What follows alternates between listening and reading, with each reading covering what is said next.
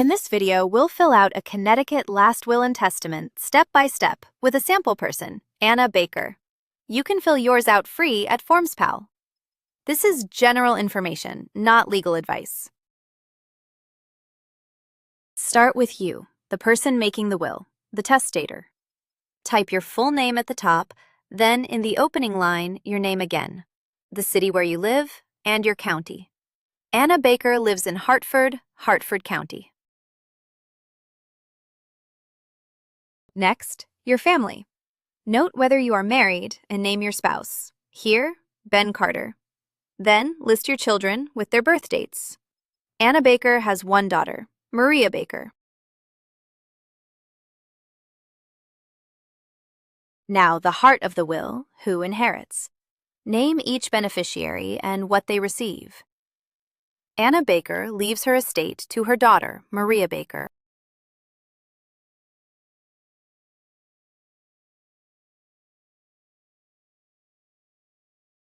If you have minor children, name a guardian to raise them if both parents are gone, and an alternate. Anna Baker names Ben Carter, then Carlos Diaz as backup.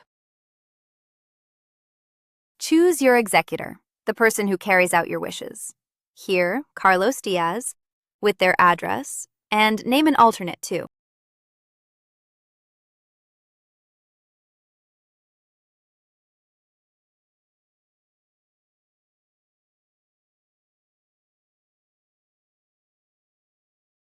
Hey there, and welcome back.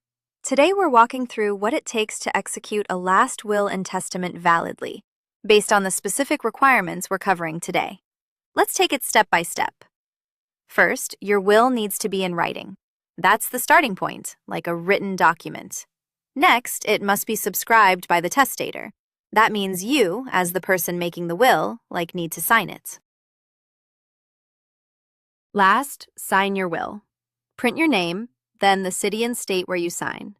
Your witnesses sign too. Here, Devin Lee and Priya Shah.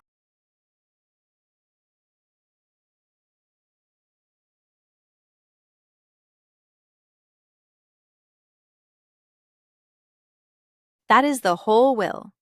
Fill yours out free at FormsPal.com, then print and sign it the way Connecticut requires. This is general information, not legal advice.